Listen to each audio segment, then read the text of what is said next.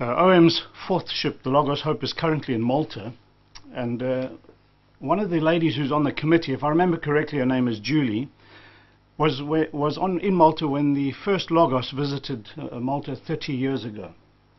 And at that point she was under the impression that she was the only evangelical believer on the island.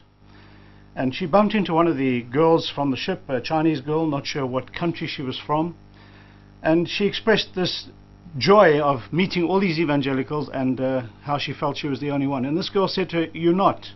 I've just spoken to a couple who are also evangelical Christians who are on the island." And she introduced this lady to the couple, and they got together and formed a fellowship.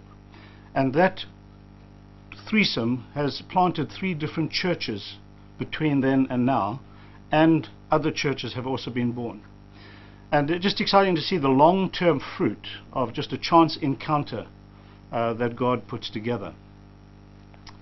Logos Hope is a little bit different to Logos 1, designed for ministry. And one of the things we've done is on the ministry deck we have a display of the lost son, the prodigal son, where folk can walk through and be challenged at the end of this visual experience in terms of what are the questions facing your life.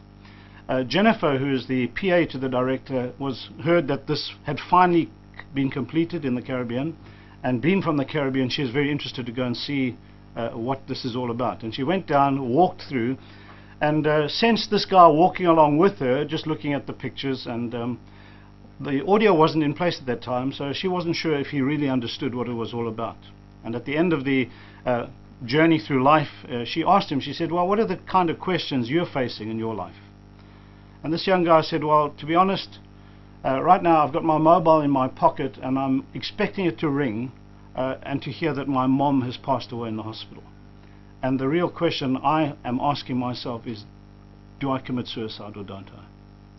Well, this sort of shook Jenny a little bit, and she took this guy into the next section of the ship, which is a cafeteria, sat down with him and introduced him to some of the men on the crew. And they spent about between 3 and 4 hours just talking with him, eventually praying with him, eventually leading him to the Lord. And he made a very different he faced a very different question and made a very different choice that day as he now walks with Jesus.